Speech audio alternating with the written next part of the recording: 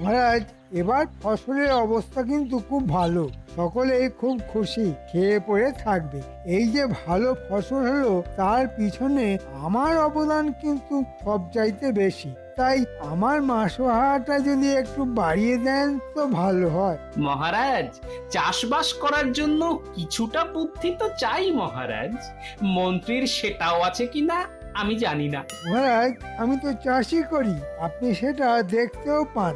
এত বড় একটা রাজ্য চালাতে মাথায় চাষ করতে হয় না? মহারাজ, মন্ত্রীর মাথায় ওই গোলাপ চাষ খুব ভালো হবে মহারাজ। দেখলেন দেখলেন মহারাজ, গোপালের সঙ্গে আমার যতই শত্রুতা থাকুক, সেই গোপাল পর্যন্ত বলল আমার মাথায় গোলাপ চাষ ভালো হবে। মন্ত্রী মশাই বোধহয় জানেন না যে গোলাপ চাষে গোবর সার কাজ দেয় সবচাইতে বেশি। কার মাথায় গোবর বেশি তা নিশ্চয়ই মহারাজ জানেন। আচ্ছা গোপাল, তোমায় আমি দেখে নেব। প্রকাশ্য রাজসভায় তুমি আমায় অপমান করলে, সেই শোধ আমি নেব।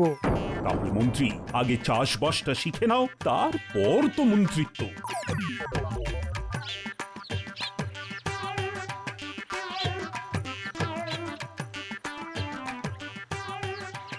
আমার এই সামান্য জমি একটু কলমি শাক চাষ করছি, বেশ ভালো ফলন হয়েছে।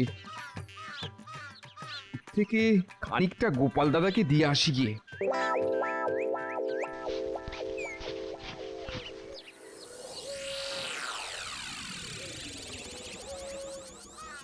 বহুদিন দাবা খেলিনি, কিন্তু কার সঙ্গে খেলবো? ধুস, কবে যে গুলটে পুঁটিরা বড় হবে দাবা খেলতে পারবে কে জানে বাবা। গোপাল দাদাকে নিজের ক্ষেতে শাক খাওয়াতে পারবো ভেবে খুব ভালো লাগছে। আরে মন্ত্রী মশাই মনে হচ্ছে এদিকেই আসছে। কি খবর পুঁটির বাবা, এত শাক নিয়ে কোথায় যাচ্ছ? নিজের একটা ছোট্ট জমি আছে, সেখানে কলমি শাকের চাষ করেছিলাম, সেই শাক থেকেই কিছুটা গোপাল দাদাকে দিতে যাচ্ছি। বাহ বাহ বাহ বাহ, বেশ ভালো চাষ করো তো তুমি। কি ভালো কলমি শাক! তা তুমি কি আমার জমিতে চাষ করবে? আমার 3 বিঘে জমি আছে। একটা জমিতে আখ চাষ হবে, আর একটা জমিতে ধান। দেখো পুঁটির বাবা, অর্ধেক ভাগকেও যদি তোমার না পোষায়, তবে আমি অন্য লোক খুঁজবো। না না, আপনার মতন উদার জমির মালিক আমি কখনো দেখিনি। আমি আপনার শর্তে রাজি। তা কবে থেকে চাষ শুরু হবে? আমার মনে হয় কাল থেকে শুরু করলেই ভালো হয়। ঠিক আছে ঠিক আছে, কাল সকাল থেকেই আমি চাষ শুরু করব।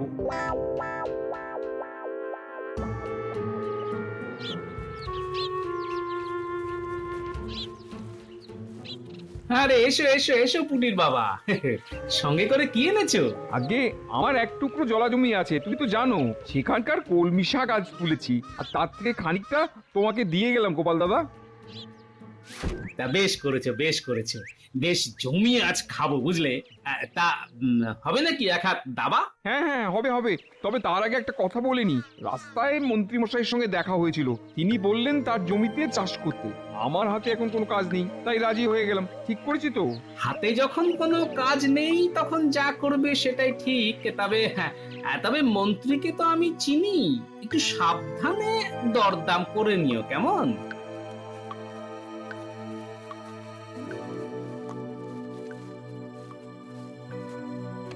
তা হঠাৎ আমার বাড়িতে মন্ত্রী মশাই? বাড়িতে কি কেউ অসুস্থ হয়েছে নাকি? না, ঠিক তা নয়, আমার কিছু হয়নি। আসলে আপনি তো জানেন মহারাজ আমায় চাষবাস করতে বলেছেন, তাই চাষ সম্পর্কে কিছু জানতে আসলাম। আমি চাষের কি জানি? আমি তো মানুষের ওই অসুখ করলে ওষুধ দিতে পারি, তার চাইতে বেশি কিছু তো আমি জানিই না। দেখো বৈদ্য, আমার অসুখ করলে যেমন তুমি ওষুধ দাও, তেমনি ফসলকে তাগড়াই বানাতে গেলে কিছু ওষুধ তো লাগবেই, তাই না? আমি তোমার প্রশ্নের মাথা মুন্ডু তো কিছুই বুঝতে পারছি না। তোমার মাথায় কি গোবর আছে? হ্যাঁ, আমার কথা বুঝতেই পারছো না? কার মাথায় গোবর আছে আর কার মাথায় ঘিলু আছে সেটা তো আমরা জানি। সব গোপালের ষড়যন্ত্র, নইলে তুমি আবার আমাকে অপমান করার সাহস দেখাও। বলছি বারবার আমাকে তাগড়াই একটা ওষুধ দেওয়ার জন্য, তা দিচ্ছই না। আর কিছু না হোক আঙুরের রস তো দিতে পারো। কে খাবে, তুমি না ফসল? আমি কিন্তু নিজের হাতে দিতে পারবো না।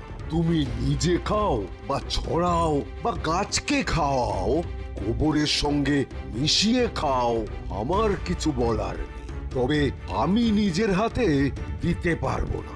সব গোপালের ষড়যন্ত্র। না না, ষড়যন্ত্র কেন, 32 যন্ত্র। এই আমি ওষুধ নিয়ে গেলাম।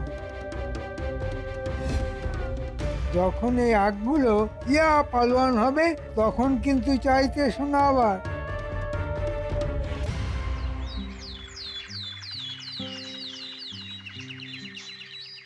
মন্ত্রী, শুনলাম তুমি নাকি চাষবাস করছো। বাহ বাহ বাহ, শুনে তো খুব খুশি হলাম। হ্যাঁ মহারাজ, চাষের মধ্যে যে এত আনন্দ তা আগে জানতাম না। বাহ, গোবরে তাহলে পদ্ম ফুল ফুটছে। মহারাজ, গোপালের অপমান কিন্তু রোজ বাড়ছে। আপনি একটা বিহিত করুন। গোপাল, কথায় কথায় মন্ত্রীকে এভাবে অপমান করাটা কিন্তু ঠিক নয়। মহারাজ, এই ব্যাপারে আমি একটা কথা বলতে পারি? হ্যাঁ হ্যাঁ, নিশ্চয়ই পারো। বলো বলো, তোমার প্রশ্নটা কি? মন্ত্রী মশাই চাষবাসের ব্যাপারে এতটাই পণ্ডিত, তিনি কাল আমার কাছে এসেছিলেন ওই মহাদ্রাক্ষারিষ্ট নিতে। তা এতে এমন কি অপরাধ আছে তা তো বুঝতে পারলাম না বৈদ্যমশাই। মন্ত্রী চাষবাস করছে, তার তো গায়ে বল বাড়াতে হবে। মহারাজ, মন্ত্রী মশাই এইসব বলবর্ধক ওষুধ নিজের জন্য নিচ্ছেন না। মন্ত্রীর বাড়িতে নিশ্চয়ই অসুস্থ কেউ আছে। না মহারাজ, সেটাও নয়। মন্ত্রী তার জমিতে ফলন বাড়ানোর জন্য মাটির সঙ্গে এই সব ওষুধ মেশাচ্ছেন।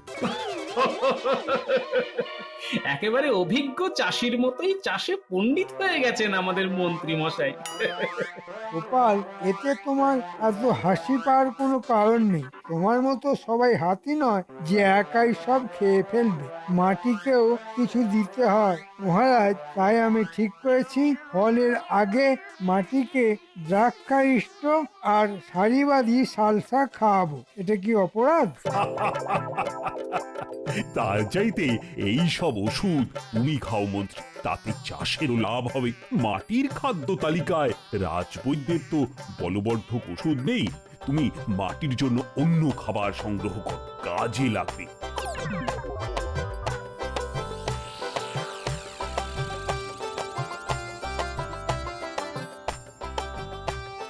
কোন পাল্লায় পড়লাম গোপাল দাদা, আমি তো পাগল হয়ে যাব।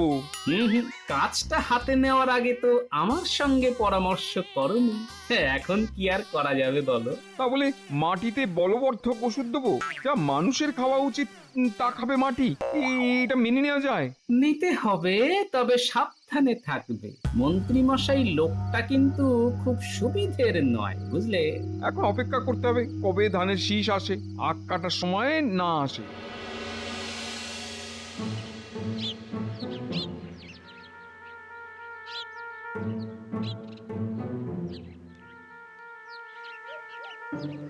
দেখো দেখো, কি তাগড়াই আঁক, আর ওদিকে ধান ফলেছে। আর তোমাদের গোপাল আমাকে চাষি বলে মানতেই চায় না। তুমি বলো পুঁটির বাবা, কত পরিশ্রম করেছি এই চাষ করার জন্যে, নইলে এই ফলন হতো? না না, তা হতো না। ভাগ্যিস আপনি এই সময়টা ঘুমিয়ে কাটিয়ে দিলেন, নইলে কি যে হতো কে জানে। আপনি মাঝে মধ্যে এখানে না আসলে ফলন আরো ভালো হতো। এবার তো ভাগাভাগিটা সেরে নিতে হবে, তাই না? হ্যাঁ, সেটার খুব দরকার। দেখো, তোমার সঙ্গে আমার যে সম্পর্ক, তাতে আমি খুশি হয়ে তোমাকে আখের ডগার দিকগুলি দিলাম। দেখো আমি কত দয়ালু, ডগার ভাগ তোমাকেই ছেড়ে দিলাম। কেমন, খুশি তো? আগে মন্ত্রীমশাই, আপনি সত্যিই খুব দয়ালু। নিজে খারাপ দিকটা নিয়ে আমায় ভালো দিকটা দিলেন। তাহলে ধানের ভাগ কি করে হবে? কেন, আখের ক্ষেত্রে যা হয়েছিল ঠিক তার উল্টোটা হবে। আমি নেব ডগার দিক আর তুমি নেবে গোড়ার দিক। কি ভালো হলো না? ঠিকই বলেছেন। আমি কেন সবসময় ডগার দিক নেবো? ধানের ক্ষেত্রে আপনি ডগার দিকটা নিন, তাহলে আমাদের মধ্যে আর কোনো গোল বাঁধবার সম্ভাবনা নেই।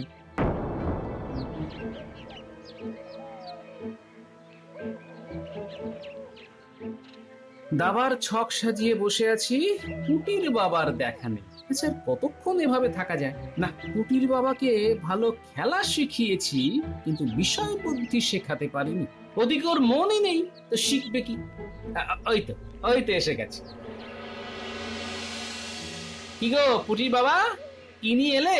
আগে গোপাল দাদা, মন্ত্রী লোকটার মনটা কিন্তু ভালো। সেই যে আখ চাষ করেছিলাম না, সেই আখের অর্ধেকটা নিয়ে আসলাম। কি ভালো লোক, আমায় আখের ডগাটা দিয়ে নিজে গোড়ার দিকটা নিল। আজকের দিনে এমন লোক পাওয়া খুব ভাগ্যের ব্যাপার, তাই না? না না, এরকম লোক চিরকালই ছিল। যেমন তুমি আমার সঙ্গে দাবা খেলেও তোমার বুদ্ধি শুদ্ধি একটুও পারলো না। কেন, আমি ভুলটা কি করলাম? আখের ওপরের দিকটায় থাকে শুধু পাতা, আর গোড়ার দিকে থাকে রস। তোমার হাতে শুকনো ডান্ডা আর কিছু পাতা দিয়ে ওই মন্ত্রী বেটা আসল রসের দিকটাই নিয়ে নিয়েছে গো। যাও, তোমার হাতের আখ নিয়ে জঙ্গলে ফেলে এসো। আর কিচ্ছু করার নেই গো পুটির বাবা। আমাকে এতদিন খাটিয়ে কয়েকটা পাতা আর শুকনো ডান্ডা দিয়ে মন্ত্রী মশাই এত বড় চালাকি করলো। গোপাল দাদা, এর একটা প্রতিকার করতে হবে। ধানের ব্যাপারে এই রকম কিছু করতে পারবে না। আমি ওখানে গোড়ার দিকটা নিয়েছি, এবার মন্ত্রী মশাই নাকাল হবে। এটা আর গোপাল দাদাকে বললাম না। বেশ তো বোকা বানালেন আখের বেলা। নিজে রসালো গোড়াটা নিয়ে আমাকে দিলেন ডগার শুকনো দিকটা। ধানের বেলা কিন্তু সেটি হবে না। আমি নেবো গোড়ার দিক আর আপনি নেবেন আগার দিক, ঠিক আছে? দেখো পুঁটির বাবা, আসলে তোমার ভাগ্যটাই খারাপ। দু ধরনের আখ হয়। এক ধরনের আখে ডগাটা রসে ভরা থাকে, আর এক ধরনের আখে গোড়ায় রস থাকে। তা আমি কি করে জানবো যে তোমার লাগানো আখের গোড়ায় রস আছে, আগায় শুধু পাতা? এবারে ধানের ভাগ হোক, তারপর বুঝবো কত ধানে কত চাল।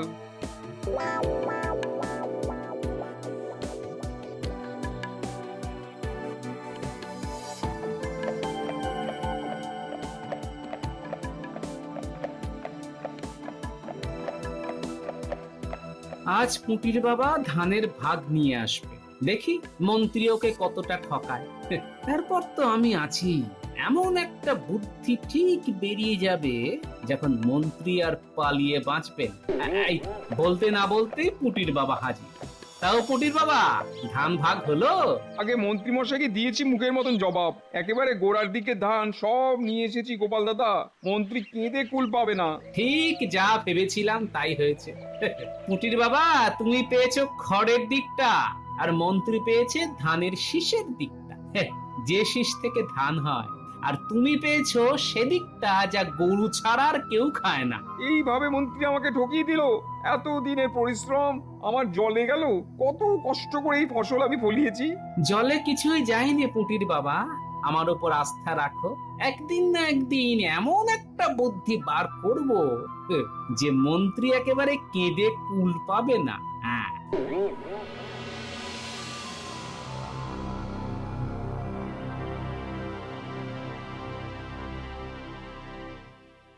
গোপালের সঙ্গে খুব পিত না? দিয়েছি একেবারে নাক ঘষে। রাজসভায় যে অপমান করেছে গোপাল, তার একটা জবাব দিলাম মাত্র। গোপালকে যদি না দিতে পারি, তাই গোপালের প্রাণের সখা পুঁটির বাবার ওপর দিয়েই দিলাম। গোপাল জানুক, দেখি ও কি করে।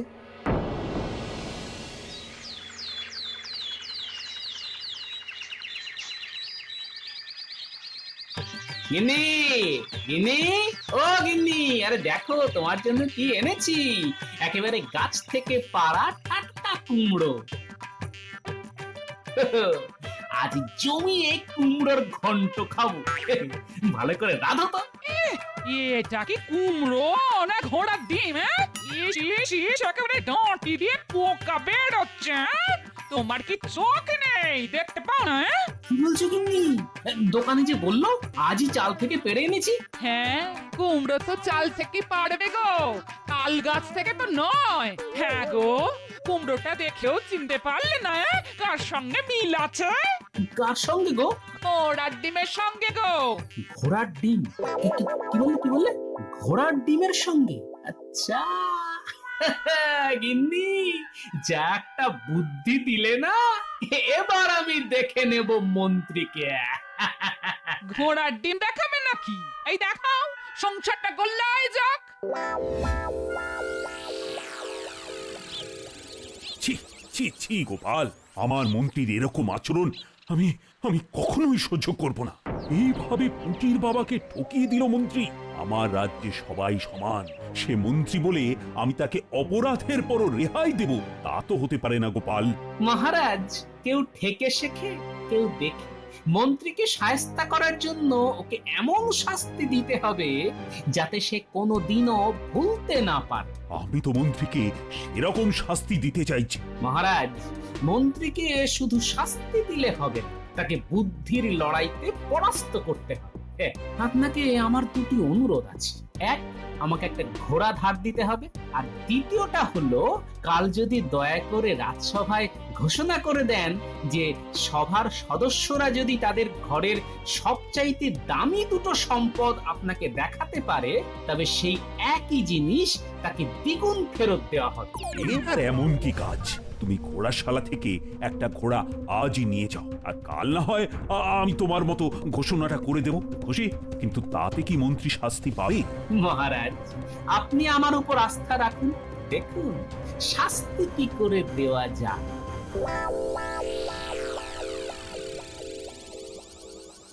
সাদা রং এনেছিস গুলটে? হ্যাঁ, নিয়ে এসেছি, এই দেখ না।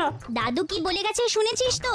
এই কুমড়োটাকে এমন ভাবে সাদা রং করতে হবে যেন বোঝাই না যায় যে এটা একটা কুমড়ো। হ্যাঁ রে বাবা, এভাবেই করছি।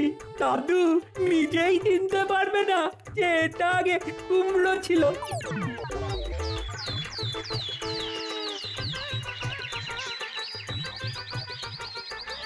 মন্ত্রী মশাই, ও মন্ত্রী মশাই, আরে বাইরে আসুন, দেখুন কেমন ঘোড়াটা কিনলাম। মন্ত্রী মশাই, ঘোড়ায় চড়ে এসেছে, মানে গোপাল ঘোড়া কিনেছে? অবাক কাণ্ড! এত মোহর ও পেল কোথা থেকে?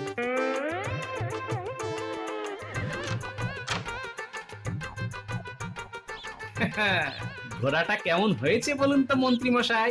ভালোই, কিন্তু অনেক খরচা পড়ে গেল তো। হ্যাঁ, তা একটু তো পড়বেই। আমি দামি ঘোড়াটা একটু বেশি দাম দিয়ে কিনলাম, বুঝলেন? চড়বো যখন তখন ভালো ঘোড়াতেই চড়বো। হ্যাঁ হ্যাঁ, তা ভালোই গোপাল। এরকম একটা ঘোড়া কেনার খুব ইচ্ছে আমার আছে। কোথায় পাওয়া যাবে বলো তো? কেন? ও তো শেখ আলমের কাছে। তার ঘোড়াশালাটা একদম নগরের পূব দিকে, বুঝলেন?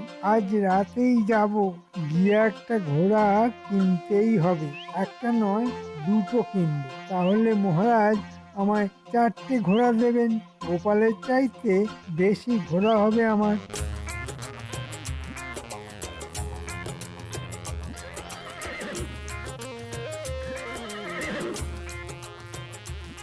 আরে ভাই গোপাল, তুমি আমার দোকানে এই ঘোড়া কিনবে? ভাই, তোমার ঘোড়াই মহারাজের সবচাইতে পছন্দের। আজ আমার একটা উপকার করতে হবে ভাই।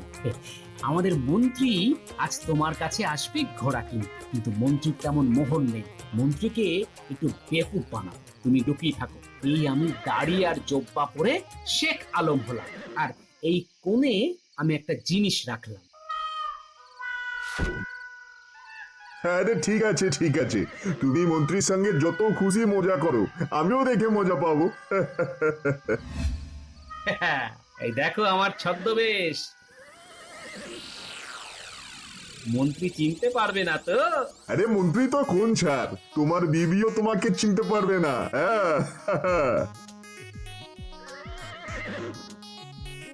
শেখ আলম, ও শেখ আলম, আছো নাকি? হ্যাঁ, আমি শেখ আলম। কি চাই বলুন? আমি দুটো ঘোড়া কিনবো। ভালো ঘোড়া আছে তো? আমার কাছে যেসব ঘোড়া আছে তার সবকটাই আরবি ঘোড়া, অনেক দাম পড়বে। এই ধরুন, এক একটা ঘোড়া 5,000 সোনার মোহর। এত মোহর তো আমার কাছে নেই। তাহলে একটা কাজ করুন, আমার কাছে একটা ঘোড়ার ডিম আছে, তার ভেতরে আছে দুটো ঘোড়া। আপনি ডিমটা নিয়ে যান, কালকেই ডিম ভেঙে বাচ্চা বের হবে, সস্তায় দিয়ে দেবো, মাত্র 5 মোহর। দাও দাও, এক্ষুনি দাও। এই নিন, যত্ন করে রাখবেন, ভাঙবেন না যেন।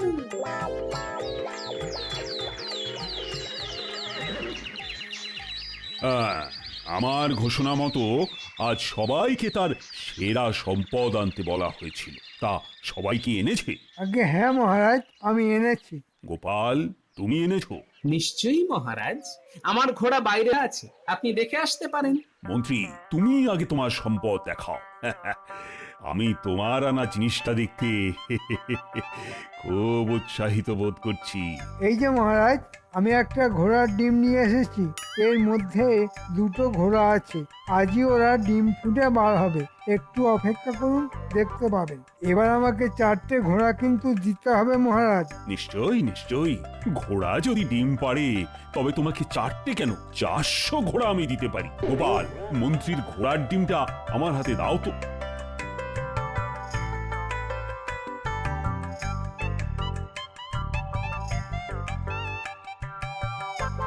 এই নিন মহারাজ, মন্ত্রীর বহু মূল্যবান ঘোড়ার ডিম। গোপাল, এবার পুঁটির বাবাকে ডাকো, আমার দরকার আছে। শোনো পুঁটির বাবা, মন্ত্রীর মাথায় এই ঘোড়ার ডিমটা ভাঙো।